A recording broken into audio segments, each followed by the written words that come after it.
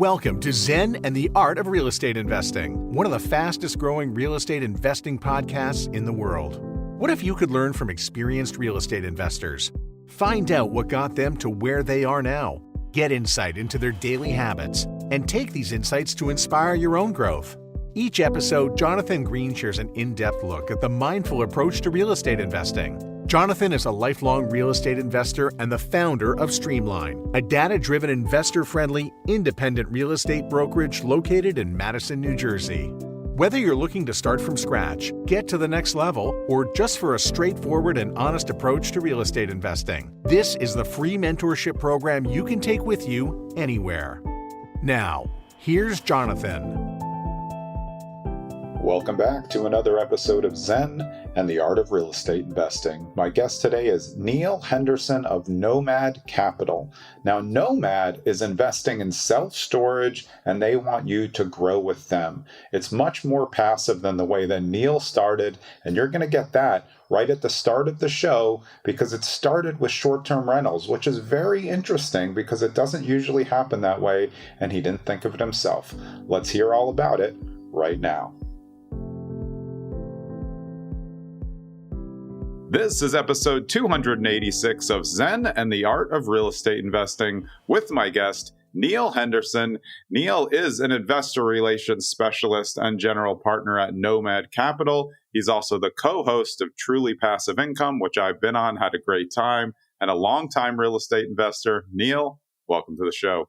Thanks for having me, Jonathan. A pleasure to be here. Yeah, it's good to always switch the sides on the mic. And I want to start how you started because I think you started in an unusual way. I think your mom helped you out by just talking about this little company called Airbnb. Am I right?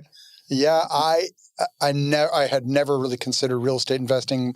I grew up the son of a bad landlord. My dad bought rental properties back in the 80s to shelter my mom's W-2 income from taxes back in a brief period where you could do that. And all I remember about investing in rental properties was going on in summers in Las Vegas, going to Boulder City and like working on the roof of a rental property and, you know, him having to deal with tenants and trash and toilets. And he absolutely hated it and couldn't unload them fast enough once the laws changed. Yeah. I bought my first piece of real estate in 2005, a personal home in Las Vegas, Nevada, a condo it was a 1-year-old condo that had doubled in value in a year when I bought it. Yeah. Always a great sign when you're buying real estate. Yeah, you can never lose after that. You're just going to hit a home run every single time. Every time. Ended up living in that for a period, eventually had to short sell it. But before that, I had bought a house in a nice neighborhood in Las Vegas at the bottom of the market around 2013. Yeah. And it had a little guest house at the front of this property. And for about 3 seconds, it was going to be my ultimate man cave until my wife said, "Oh, absolutely not. That's going to be where our guests come to stay when they come to town, specifically my in-laws and friends and family." So we appointed it like a really nice little, almost like a little hotel suite. Yeah. We put in a little mini bar, a little mini fridge, a coffee maker, having no concept of Airbnb, short-term rental, never considering it for that at all. And then on Christmas Day of 2013, we'd been living in that house for about 6 months. My mom hands me this article for this company called Airbnb. And she says, you've got that little guest house now at the front of your property. You should maybe think about renting it out on this new company called Airbnb. And I was like, yeah, whatever, Mom. Yeah. Sounds like a lot of work. That company's going to fail. Yeah, exactly. Strangers, staying near my house. No. But my mom is one of the smartest business people I've ever known. She had nothing but a high school degree, spent 28 years as an executive at a television station in Las Vegas and worked her way up to be the primary breadwinner in our family, and had always sort of been putting little business ideas in front of me.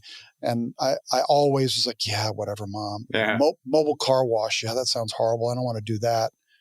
And this was the first one that I initially dismissed it. But about a week later, I was like, all right. So I went out I'm a photographer. I went out and I took my own photos of the place and listed it on Airbnb in mid-January of 2014. We had our first booking within 48 hours, and we were 65% occupied, one of the highest rated listings in all of Las Vegas for the next 6 years until we got shut down by COVID in March of 2020. Yeah, and I'm sure like right when you started, you're just kind of figuring it out. I remember I used to do short-term rentals before Airbnb existed. It was HomeAway. I mean, it's still similar, but it was much more forgiving at the time. Now something bad happens. It's like the algorithm just sends you to the dungeon. So you have to be more careful. But then you could really learn from your mistakes as you go, a little bit different than it is now. It was very much which is very rare for me, a ready, fire, aim situation. I'm usually much more cautious and plotting. And it was literally just, all right, I'm just going to try this out. And we make every mistake in the book. Yeah, I mean, it was furnished, it was right there. So it's like, you have the basics set up, it's just like, do you have to do a guidebook and like, what do people really want is what I'm sure you figured out over time, but how to clean it ourselves. We cleaned it ourselves for a long period of time. Yeah. I mean, I remember in the beginning, it was like people would give feedback and first I would be mad. And then I realized actually that's valid. It wasn't in the listing or we didn't have I just assumed everyone knows how to like work a remote control, but you'd be surprised, I mean, you really would. Like if you don't tell them how to, boil pasta, I don't know that it was a different thing, but that's interesting. So did that kind of set off a bug where you said, just like thinking, real estate and income, this feels pretty good. Don't have to really do that much, Yep. Well, not immediately. My wife was pregnant at the time. And we had our first child, our only child, July of 2014. So we were a little preoccupied with that. Yeah. But my wife, she lost her job shortly before our son was born, unexpectedly. We weren't expecting to be a single income household. Yeah. And then all of a sudden, all right, she's at home. She's home with the baby, and we've got this extra income. And initially it wasn't significant, but it pretty quickly got pretty significant, enough that we were able to, she was able to be a stay-at-home mom, and we were putting extra money away paying down our mortgage. Yeah. As we got better at it, it started making more money. We started, having higher occupancy. And it was about a year and a half later that I was like, all right, I got something here. There's nobody else has figured this out. I got to figure out how can I scale this? And I went out and I started Googling Airbnb and rental properties and things like that. And I came across a website called affordanything.com, written by a woman named Paula Pant. And she had written an article about a long-term rental of hers that she'd converted in Atlanta to a short-term rental. And she was comparing the ROI on it and the time ROI and all that. And the article didn't really speak to me much, but over on the right side, there was this little list of links for other websites. And there was this website that I clicked on called BiggerPockets. And I went down the rabbit hole, as many real estate investors do. Yeah. And spent a good year listening to every podcast episode I could get my hands on. Yeah. Learning about every different strategy, learning and becoming obsessed and boring the pants off my family with, tales of lease option sandwiches and, They're like, I guess you just listened to that episode, right? You're coming in hot off a build to rent episode. Here he comes again. Let's see what he's got in store. Oh God, But I was in a strange position because I had that same summer that we had our son, and my wife had lost her job. We'd had a renter in our condo that I'd bought for double the price that that was now, it had gotten up to, I think it was worth $275 at one point, and that summer I think it was worth $60. Wow. But we had a renter in place. Yeah. Negative cash flow, about $500 a month. But the renter was military on a 2-year lease. 6 months into a 2-year lease, and she got PCS'd. Yeah. And she got to break her lease immediately. So all of a sudden we went and it was 20 days notice. So all of a sudden we went from negative $500 a month cash flow to negative $2,000 a month. Yeah. And it immediately put us into trouble. I had contemplated trying to do a short sale for years, but I was a defense contractor with security clearance. And they don't, security people don't really like it when you've got negative financial things on your record. So I really didn't want to do it. But I was in a hard place. So I went to my security manager and I told her the position I was in. She says, she's like, we've all done that. This is Vegas in 2014. Yeah. She says, everybody is short selling their properties. They can't, there's nothing they can do. Yeah. So I short sold it in September of 2014. Got out of it I sold it for $100,000. I got out of it with nothing but a $5,000 promissory note that was, I had to pay $83.99 for 5 years. Yeah. And they tried to get me to pay it early every, 6 months. I always said no. Yeah. But that put me it was hard because now suddenly I'm learning about real estate investing and now suddenly I couldn't. Yeah. Or at least I couldn't with traditional banks. Yeah. That put the brakes on me. I just couldn't, I didn't have the experience to figure out, to get creative and work my way around it. Knowing what I know now, I could have found a way around it. But the market in Vegas was a house flipping market. And I had no desire to house flip. Yeah. And I was too scared at the time to try and invest long distance. I mean, that's probably a good thing at the time. Yeah, no, I mean, there's a great friend of mine that I met as a baby investor, sort of coming up through the same time, a group that we used to get together with on Sundays for coffee. And he was just this young, ambitious real estate investor. I love him to death. He's one of the worst real estate investors in the world. He'd probably admit that himself. Yeah. Started trying to flip properties in Cincinnati and Cleveland, long distance. And discovered why people don't do that typically. Yeah. And anyway, I'll shut up there. Otherwise, I'm just going to go on and on. And I'll pause and let you ask questions. Figuring out how people get into it, and then also how they sustain it, because a lot of people get into it, and the first thing is a flop. And yours kind of wasn't at first, but then it was, and it's so. So why did you still know that real estate was something that could make you money? Because you have the house is doing well. You have the short-term rental, but then you have this first condo that's quote, a failure or a learning lesson. How did you decide, hey, well, let's just go with the positive part of this little cycle? And I mean, it was good that you got out with only 5,000. I mean, that's great. Yeah. I mean, I got out with 5,000 and I wasn't able to get a loan for 5 years. Yeah. Yeah. I got out cheap. Truly. Yeah, for sure. But I kept on, I was obsessed with it. You get obsessed with something, and I sensed that there was value there. And that, and I've always been interested in investing, and I still invest in index funds and things like that.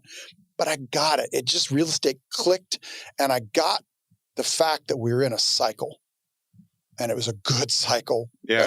Probably the best cycle I'll ever see in my entire life. But I got it, and I was like, I can figure this out. So I started going to RIA meetings. I started meeting other investors. I went to an investing boot camp and, learned enough that was like, I don't, I could maybe do this, but I don't know if it's a good idea. Yeah. But I met another investor who became friends with. He was a house flipper. And in February, and this, I mean, it went a while, Jonathan, this is February of 2017. He said, hey, I'm going to this real estate conference in Denver. It's the first annual best ever conference put on by this guy named Joe Fairless. Yeah. And he's like, you should go. I had never heard of him. I'd never listened to his podcast. Yeah. 2017. That was like the origin. It was the first ever. Yeah. I had no business going to that conference. It's primarily for syndicators. Commercial. Yeah. No business. I had no idea but it was like, all right, I'll go. And I went, and that first night I met David Thompson, Thompson Investing, and talked with him and sort of, he talked my ear off about syndication. And then he introduced me to Joe, and I talked to Joe, and I sat there in the conference and had my hair blown back about syndication. Yeah. And I was like, okay, well, this is maybe a way for me to get involved where I don't have to have a loan.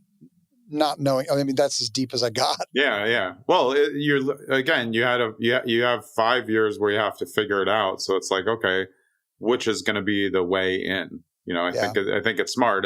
And by going to the conference, maybe it was like kind of like punching above your weight at the time, but doesn't mean you can't learn a lot, right? Yeah. And I remember that first day I was sitting there and I watched Scott Myers get up and give his spiel about self-storage investing.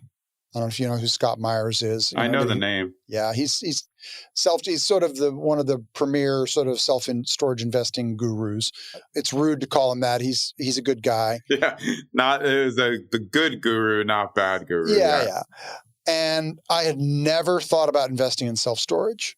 I hadn't even thought about who owned those things. And literally then they broke for lunch.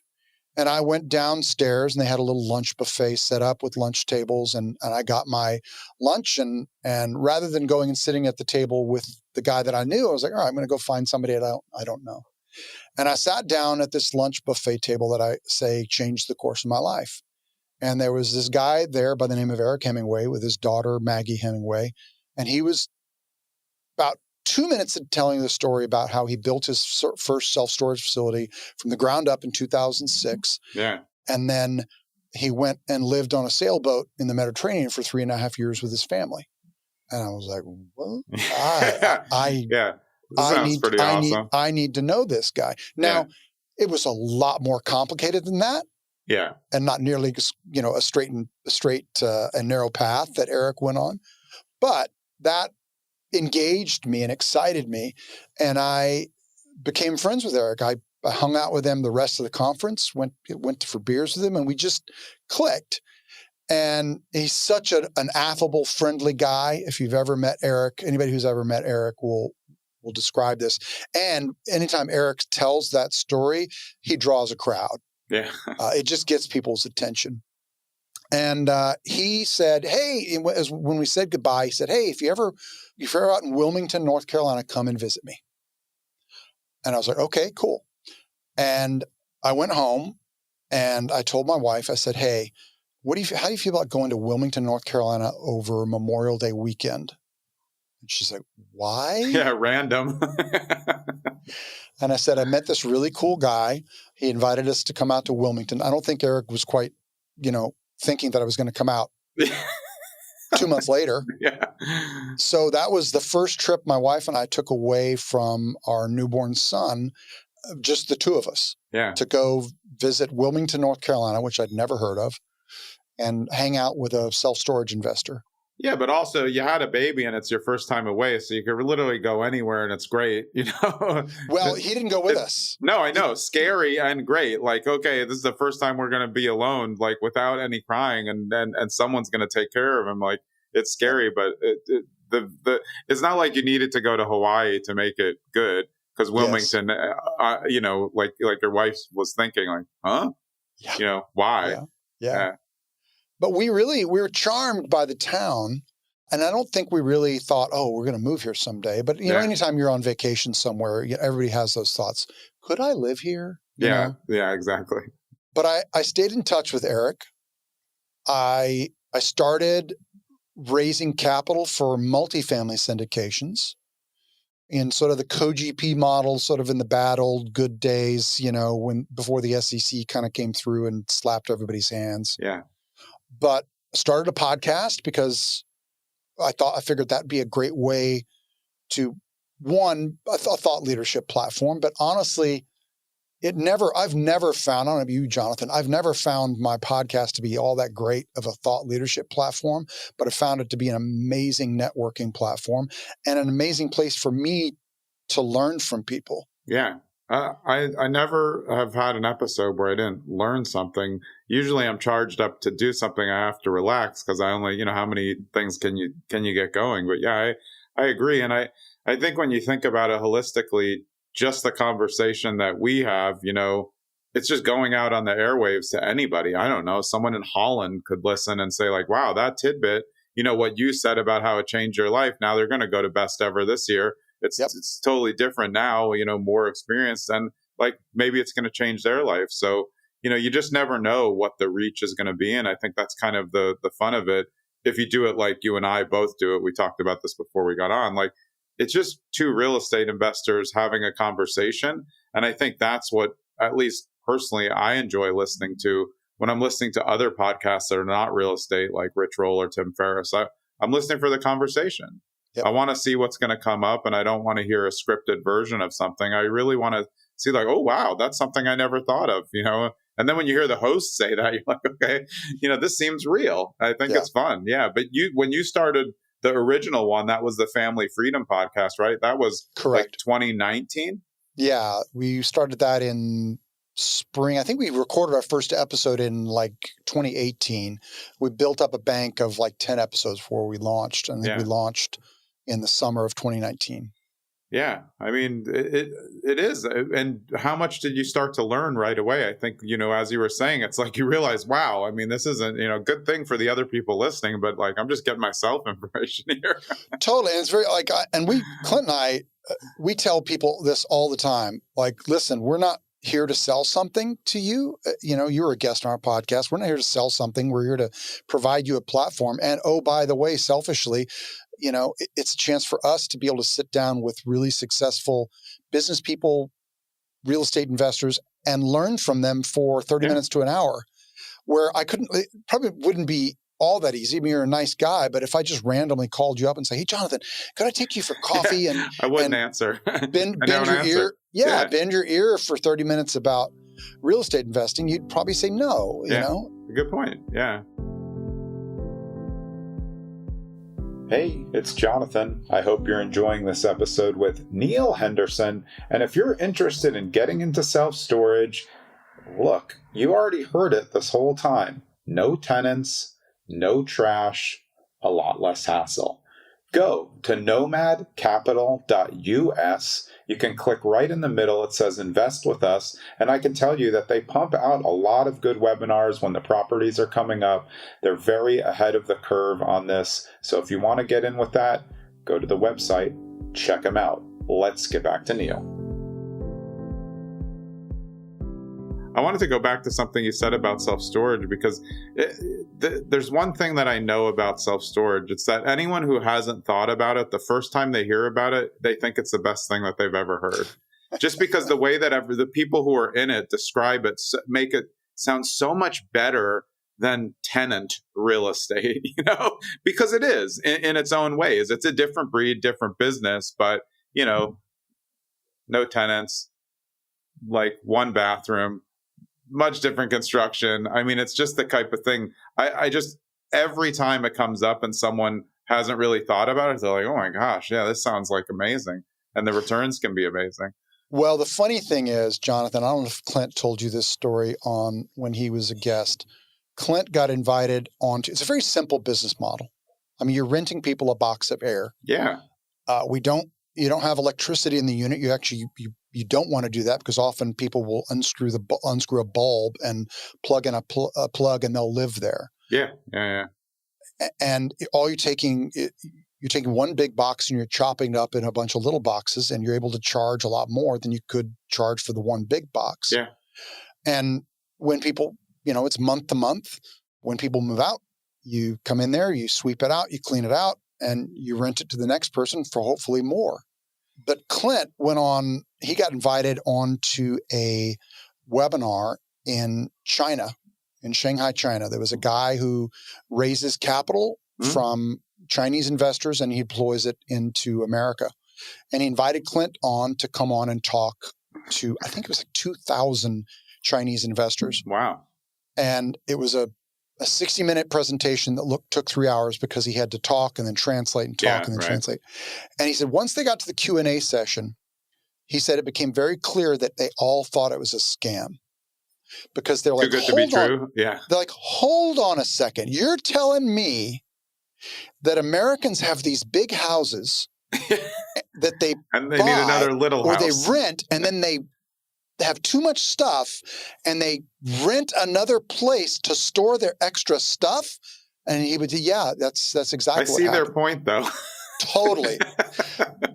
And we as Americans, I don't know why it is, but we're loath to let go of our stuff. And people, it just works. I think when I first got into storage, something like 9% of people 9% of Americans utilize storage. Now it's up to like 11.5%. Yeah. And so when you talk to people sometimes like, they're just building another self-storage facility. How many do they need? It's like, well, until they stop filling up. Yeah. And I mean, when you look at, the thing that a lot of people say about storage is that it's recession resilient. I mean, it can really prosper because people are, if they go to a smaller house, they still have the same stuff because it's not all junk. I mean, we're not all hoarders. It's like sometimes it's just bikes. They don't fit in a condo because you have a townhouse and you walk up right away and you don't have a garage. So there's really like you're either carrying your bike up 14 stairs and putting it in your living room, or you got to put it somewhere else. Yep. So it's been a really interesting, and I've used storage, several times over the years, begrudgingly, but also it's helpful. But, the thing I always say about storage is I know firsthand that every time my rent got raised, it was just raised just enough where it was annoying, but not annoying enough for make me go buy a truck and move it. And that's like really the smart thing of storage. And you can just do that a couple times a year and you're making so much more money across the board when you have, 100, 200 units. Yeah, that's absolutely the business model. I've used storage and that's exactly what they did to me. And and I'm a storage investor. I knew what they were doing. Yeah.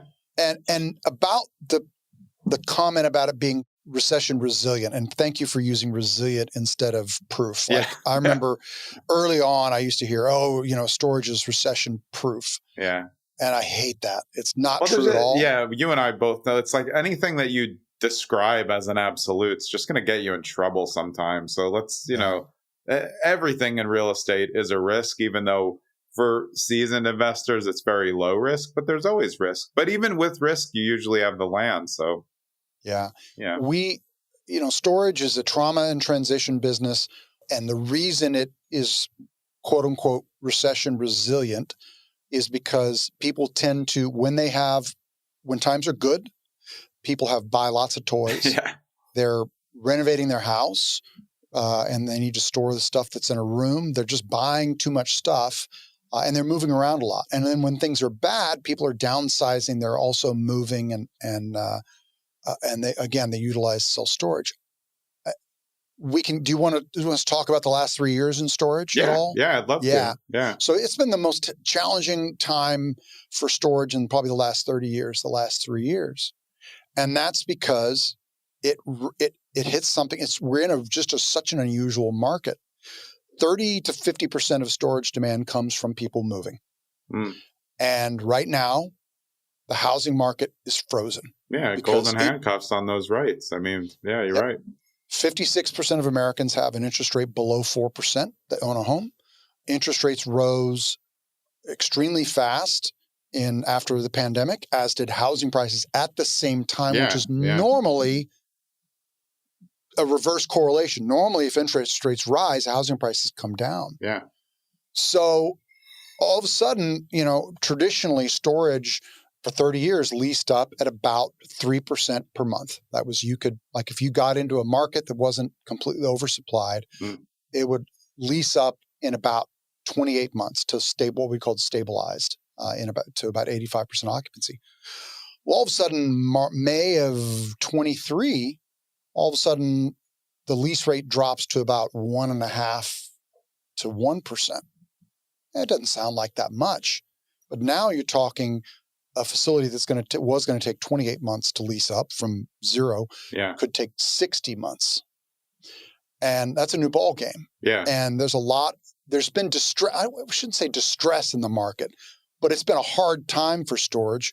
It hasn't been like multifamily where you're seeing people handing keys back to the bank. Yeah. Yeah. I haven't seen, there hasn't been a lot of opportunity for people to buy distressed storage.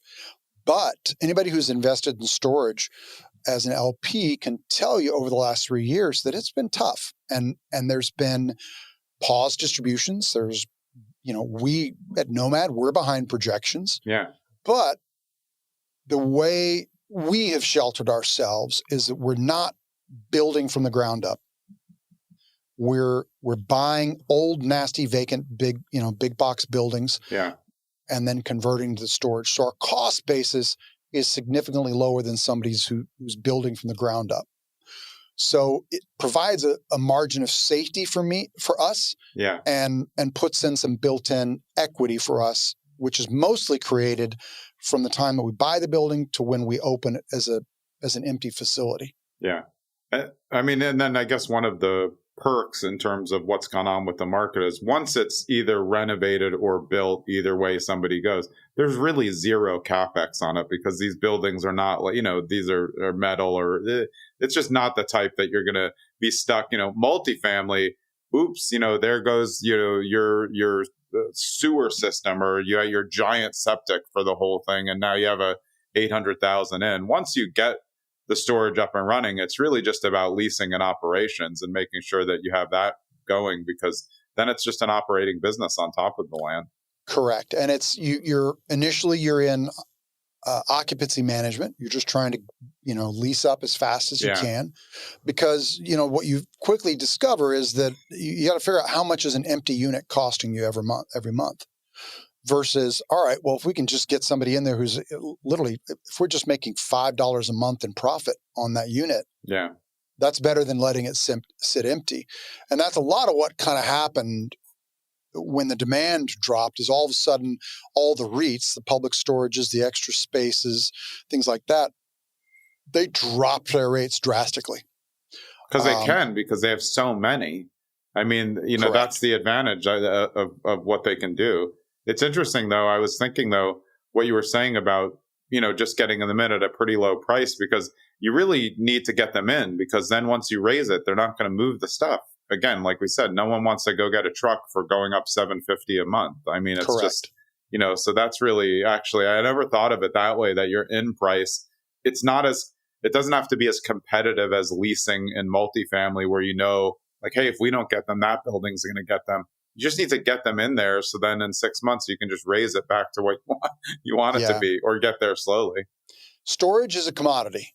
Like you can't create storage demand. It's not like an iPhone where you can put an ad on television and somebody's like, ooh, I want that. Yeah. And nobody's looking for like the best looking storage facility. I will say I do like the ones that are climate controlled and and better. But if you're in like the middle of Nebraska, you're not like, oh, I don't know, what kind of Wi-Fi do you guys have? No one cares. Give me the box. Let me put my stuff in. Give me the good price. What's safe, secure, and conveniently located. Because now the storage user has changed a little bit. It used to be that they'd visit your storage facility twice, when they move in it and when they move out. Right. And now, generationally, it's a lot cheaper to rent right now. Unfortunately, there's a whole generation of young Americans that aren't able to buy houses. So they're having to rent.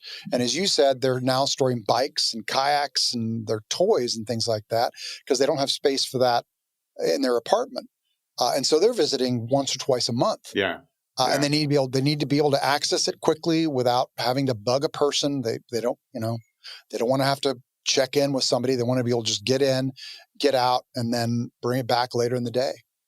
Yeah. And also, I mean, obviously technology has helped because it makes entry and exit easier. You don't need somebody on site most of the time, because when you're doing I don't really want to talk to someone. I don't want them to know what I have, going into my storage unit.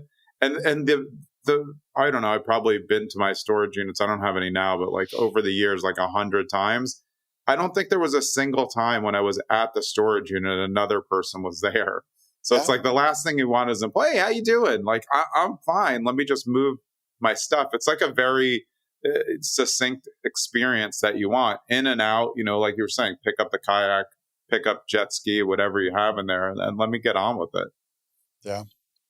Well, the model used to be that you would have a manager on site who usually lived in an apartment above the office. And then at least 5 days a week, they'd be sitting there behind the counter waiting for somebody to come in. Man, that's boring. Oh, yeah. And a lot of times it was a mom and pop owner who was like, You know, it was just a great source of income for them. Yeah. Well, nowadays technology is taking over. It really doesn't make sense for a manager to sit behind the counter waiting for somebody to come in. So you really bad money spent. Yeah, you really want to, especially during lease up, you do want a person there because you want to capture every person who comes through the door. But there's so many different ways to lease up. You know, you've got kiosks and things like that, but everybody's got a kiosk in their pocket. Yeah. Yeah. And then you want that manager to be out in the community talking to small businesses in the area, you know, retail businesses, saying, hey, listen, you know, you've got, 400 square feet in the back of your store that you're using to store product that you could open up that wall and turn that into floor space and rent it. Yeah. And put the rest in storage.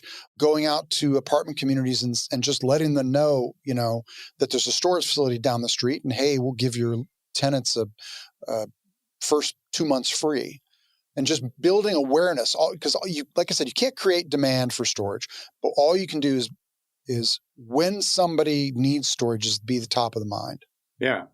Yeah, I mean, I actually never really thought of business owners, but I think you're right. I mean, just thinking of small business owners, if you can take the storage space and now turn it into space where you can sell, you can make more money. You can definitely make more than you're going to pay for storage, and then you're motivated. That's pretty smart. And then I think that I never really thought of it, that you really needed that. I kind of thought of it now. It's so easy to just find, but also if you go into a city, there's like 12 storage facilities. So you really do need someone who's at least, partly the face of it, who at least rises to the top instead of like the old days where you had to be, AAA storage when somebody went into the yellow pages. Now you want to be that guy at the local diner. So yeah, that's that guy. That's the guy from the storage place. Yes. Yeah. Interesting. And so, I mean, it seems like you pretty much got into storage and that was it. Like you found a good match for what you liked. Is it still like that, or are you interested in other asset classes? Well, it was a long road to storage. Like Eric was not a new self-storage investor, but he had not grown to the point where he could syndicate. And we stayed in touch, and I constantly encouraged him to syndicate. And he was always like, no, I'm not ready. And he was smart. Like, I'll give him credit. He was smart. He proved the business model on his own with his own money. He bootstrapped it. He built one from the ground up. He did a conversion. He bought a conversion that was mismanaged and had been built wrong, and fixed it and increased the value. And we stayed in touch, and I always was looking for ways to add value. And I initially wasn't looking to partner with him. I made a go of it on self-storage on my own. But I was living in Las Vegas. Las Vegas is a primary storage market. It's a big market. Yeah. Big competitors, not a lot of opportunity for a newbie to find a small facility that you can cut your teeth on and buy. Yeah. And there's no little tertiary market. Las Vegas is an island. There's you go out 25 miles, you're in the middle of the desert.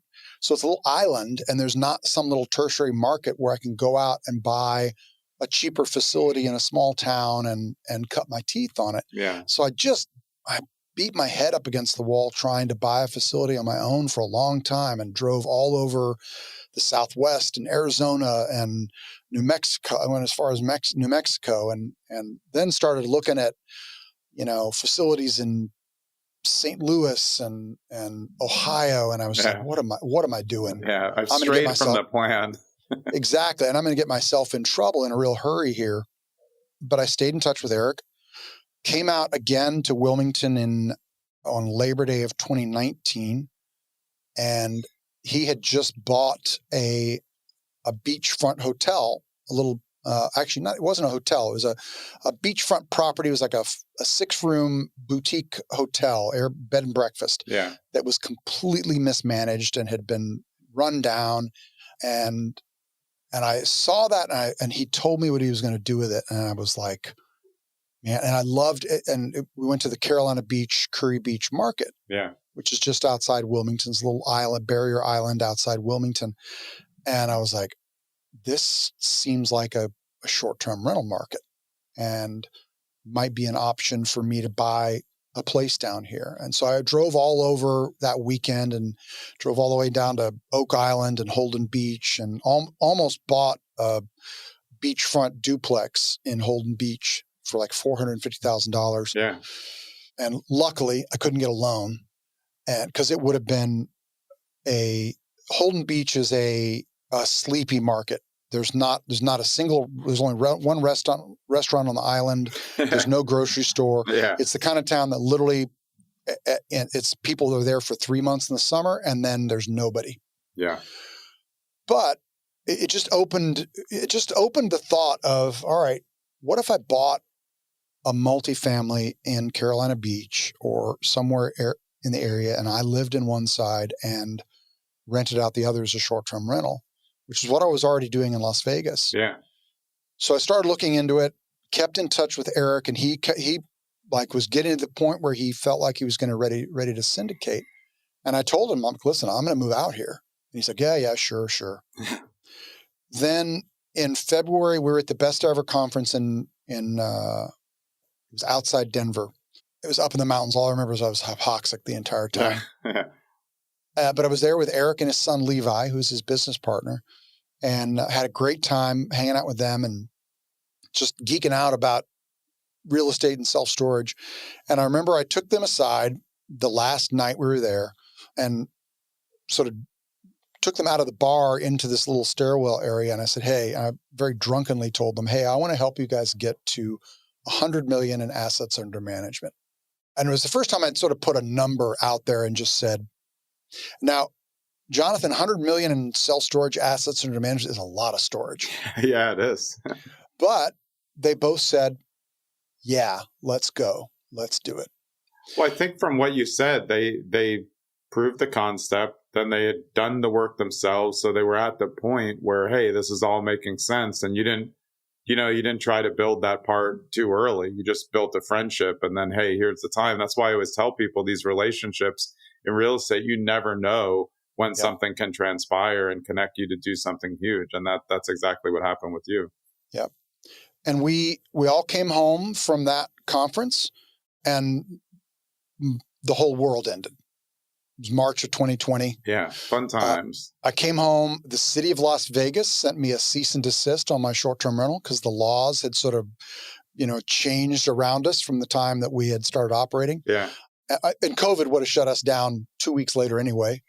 And then the day that COVID became a thing, my dad died. Oh, wow. Yeah. And it was just like, it was the worst month of my life. And we were, we had this great house in Las Vegas that we had been paying down the mortgage on for 5 years. So I had a huge amount of equity in it. The Las Vegas market had done really, really well. Yeah. And all of a sudden in May of 2020, I'm sitting there and the unemployment rate in Nevada was 25%. And I was like, oh man, I've seen this movie before. And I called my real estate agent. I said, I want to sell my house. I want to get out of this before the market completely implodes. Now I was completely, obviously I was completely wrong about what the market would do, but I'm still happy I got out. Yeah. I did great. We came out with a huge amount of equity. We moved in with my mom and formed our own little COVID pod. Had we stayed separated, that would have really, my mom's, in her late 70s, and that would have been dangerous for her. And it worked out great. And we sort of retreated in and sort of decided to kind of sit tight and figure out our next step. Yeah. And I remember that summer, I had a bunch of money in my pocket, and the short-term rental market in Carolina Beach was getting devastated, and people were trying to sell all their properties. Like, oh man, I smell a buying opportunity. Yeah. And I went to one of my mentors, Joe Fairless, and I told him, hey, I'm thinking about buying a small multifamily in Carolina Beach. And he goes, no, absolutely don't do it. So thanks, Joe, for that. You probably cost me about $150,000. Yeah. But so I backed off of that. But in the meantime, I had interviewed a guy named Clint Harris on my podcast that past February before COVID hit. And he was a short-term rental owner-operator in Carolina Beach and was doing essentially what I wanted to do. And so I struck up a conversation with him. And then he started listening to my podcast. And one day he called me and said, hey, for somebody who lives in Las Vegas, you sure do talk awful lot about investing in North Carolina. What's up with that? Yeah, you're a little obsessed. Yeah. Yeah. And I told him kind of what I was doing, what my plan was. And he had heard of Eric and Levi and had, and then went on to meet them shortly after that. His wife is a real estate agent. And I called him right around Christmas of 2020. And I said, hey, I want to buy a small multifamily in Carolina Beach. And he goes, all right, yeah, get in line, you and everybody else. And I said, no, I'm serious. He goes, yeah, sure, whatever. So I went home I was visiting my in-laws that Christmas, went home to Las Vegas, and I called up my lender and I said, hey, figure out what I can afford. Yeah. And so then I came back to Clint with that. And I said, hey, I'm serious. And he goes, okay. And so we started looking, and we lost a lot of properties to cash buyers that spring. Yeah. And a lot of them I'm really glad that we didn't get, looking in hindsight, know what I know now. But we ended up buying one side of a little townhome. It's a 3-story townhome, was run just as a short-term rental. We bought it completely furnished. And Clint, being the guy that spots value the way he did, was talking me through it. He's like, here's what you're going to do. You're going to, the bottom floor is a 2-bedroom, 1-bath part of this 5-bedroom, 4-bath vacation rental home. It's got a separate entrance.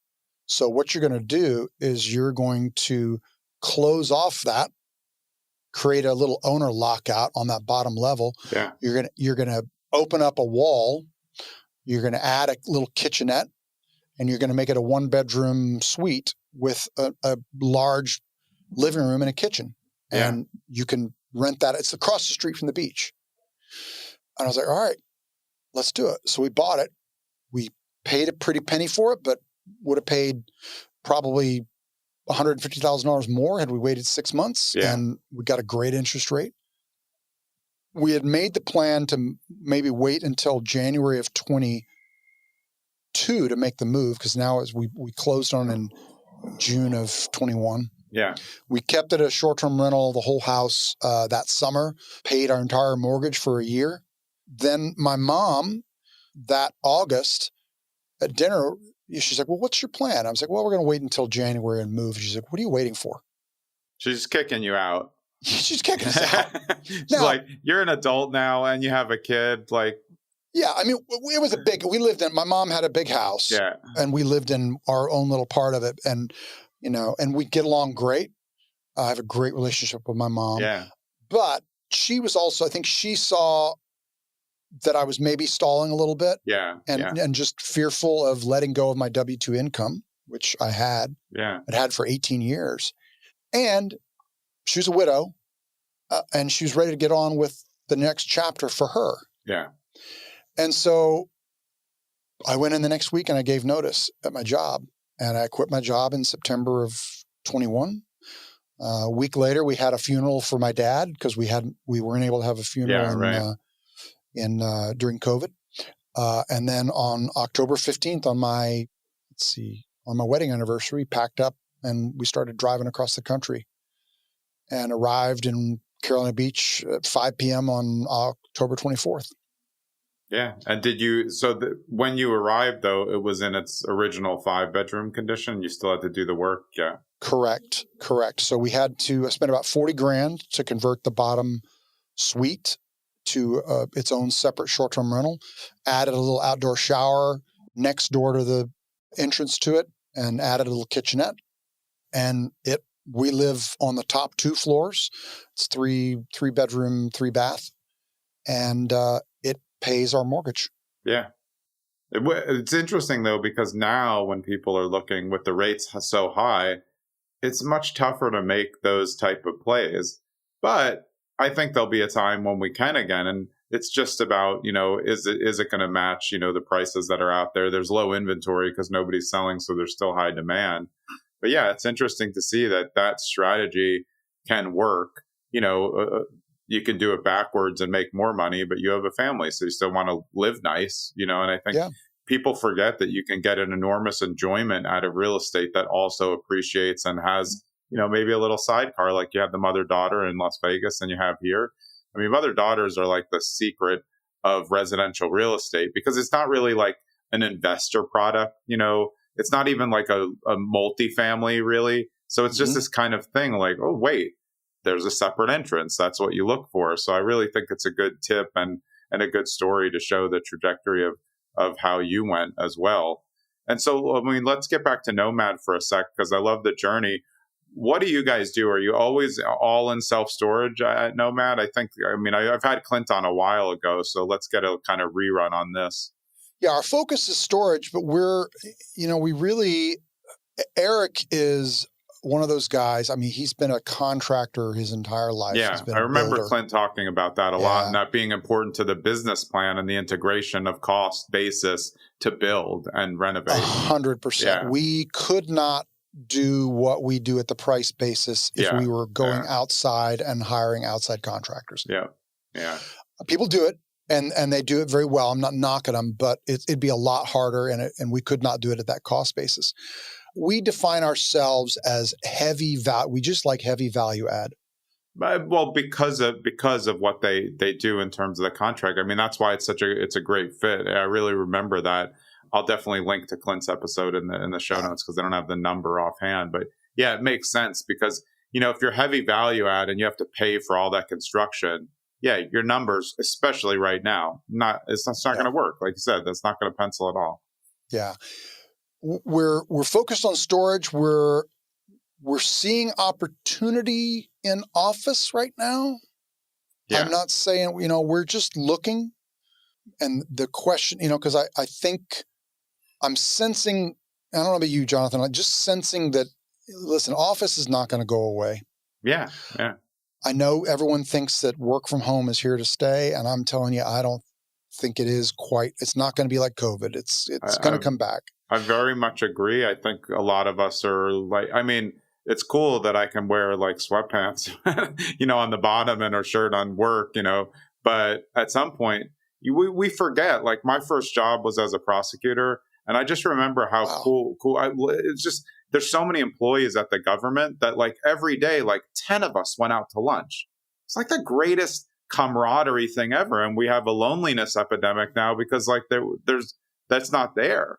So yeah, I'm interested in office as well. I don't think retail's dead. I don't think office is dead. I mean, I think some of it will need to be repurposed in some way, but yeah, I really agree with you. And I think it's a really smart look, like you said, like, hey, let's just survey, because certainly there's opportunity there, but there can be better opportunity. Yeah. We're still finding opportunity in storage. We've got 2 under contract right now.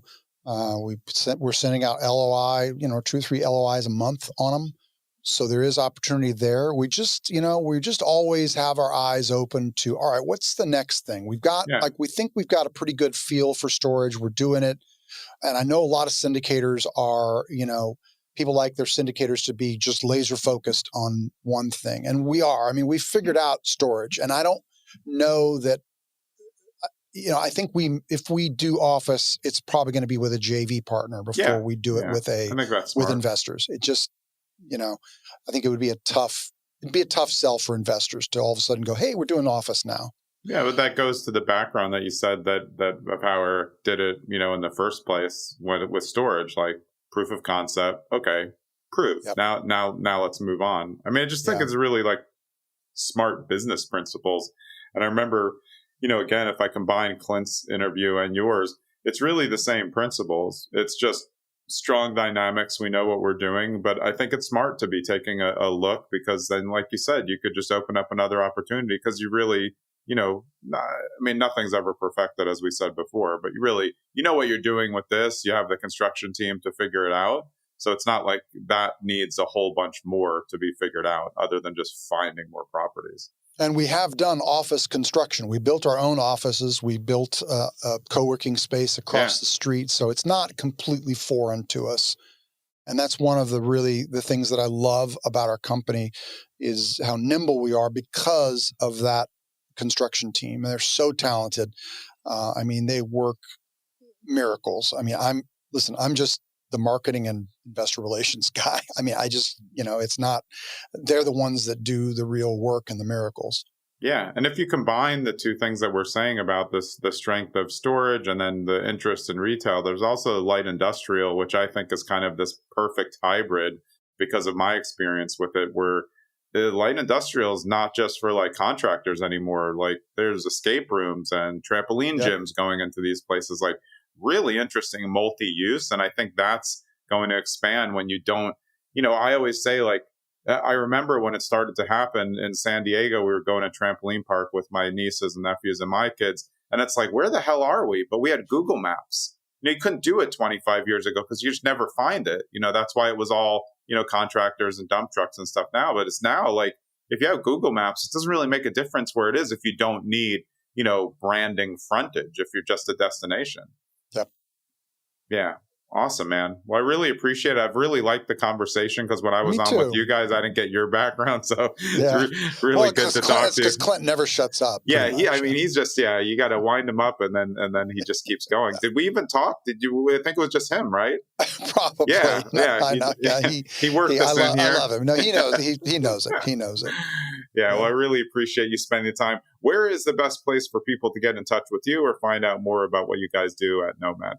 Yeah, just go to nomadcapital.us, and you can email me. I'm an open book, Neil, Neil, at nomadcapital.us. I don't have any kind of a giveaway, anything like that yet. We're working on that. Yeah. Please reach out to me. Awesome. Well, I really appreciate it. Thanks for spending the time. Thanks, Jonathan. It's been a pleasure. All right. That was Neil Henderson. As he just told you, you can go to nomadcapital.us to find out about those self-storage opportunities. And who knows, maybe something a little bit new coming in the future. I'm Jonathan Green. We'll see you next episode.